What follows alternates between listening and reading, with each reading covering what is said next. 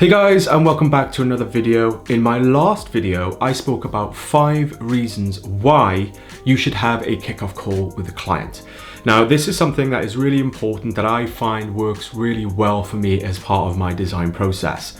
And I would always advise anyone who starts a new design project, be that a logo design or a branding or whatever that may be, to jump on a kickoff call with the client. Now, there's 5 really good reasons why I would recommend you have a kickoff call with a client. Now, if you want to find out more, you can check out the video that I did before this one. Link is in the description.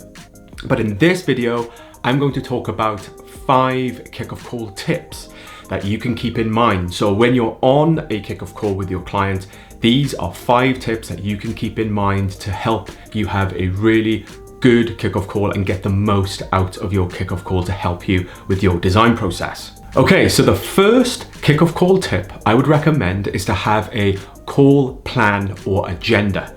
Now, when you're on a kickoff call, the last thing you want to do is waste any time. You don't want to waste your time, and you certainly don't want to waste the client's time. So what I like to do is to create a quick list before I jump on the client call. And it's just a quick list of things that I want to cover in the call. And I can go through this one at a time, and this will ensure that I get the most out of the kickoff call, which will help me in my design process. Now, this brings me on to the next kickoff call tip, and that is take control and lead the conversation. Now, as I spoke about in the last tip, having a call plan or agenda is going to make you organized, and it's going to allow you to take control of the call. So when you bring a client on, it's you that's taking charge, not them. You're going to show that you're going to lead this project. And one of the good reasons for this is to install confidence in your client. You want to install confidence in your client, as this is going to allow the client to respect you more and appreciate the value that you're going to bring to the project. And it also helps later on down the line. If you can instill confidence in your client, if you can take ownership and lead the project, when you come to show your design solution later on down the line, it's going to come from a place of authority, and the client is going to have more confidence in you. So just leading the process is going to help. Now, it might not be easy for some. Some people may struggle with that, but if you just get organized and create like a list and a plan of things that you need to do, it's going to make it easier for you to take control and move through the call step by step, and that will help you. So the next kickoff call tip I would recommend is to have your questions ready.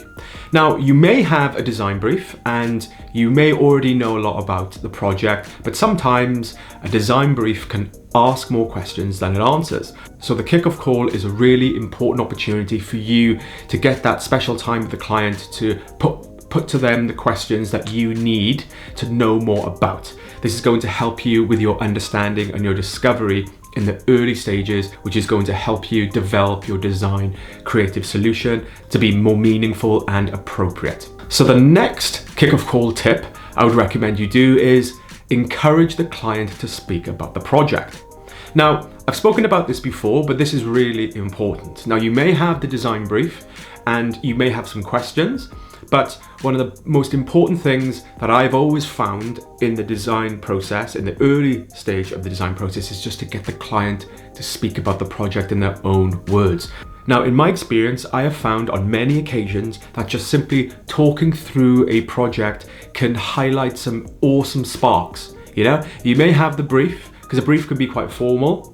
When you're talking casually with the client and encouraging them to speak about the project in their own words, they're going to be relaxed and they're going to talk about things that may not be in the brief.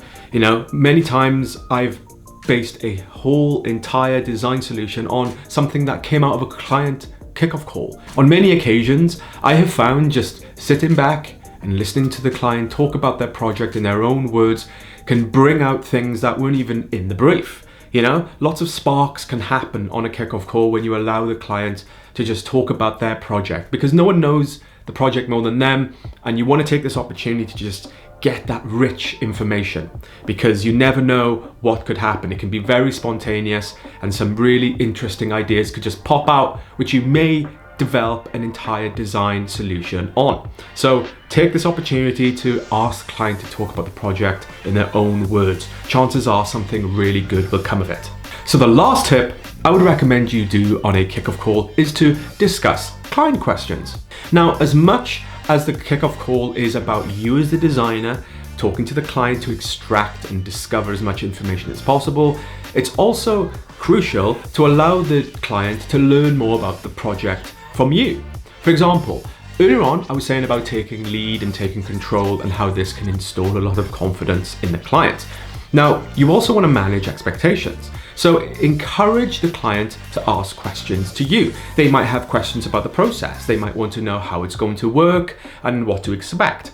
This is another opportunity for you to outline your design process, manage expectations, take control, and really impress the client and say, you know, we're going to do the project in these stages. You're going to expect this. We're going to do that.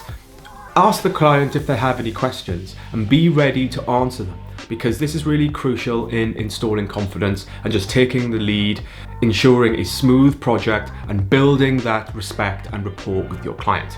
So those are 5 tips I would recommend you consider when undertaking a client kickoff call.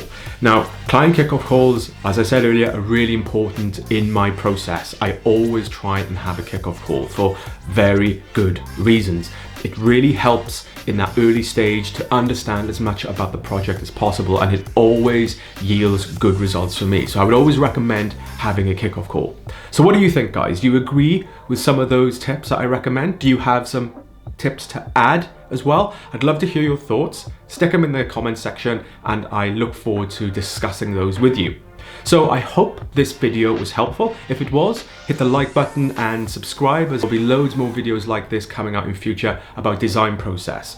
This channel is all about design process. I really want to talk about design process and how important design process is in your approach, and hopefully shed some light on some of the process. So if you're an aspiring designer and you want to get a leg up in your pursuit of becoming a designer, I'm here to try and help you. So that's it for another video. I'll see you next time where I'll be talking about more design process topics.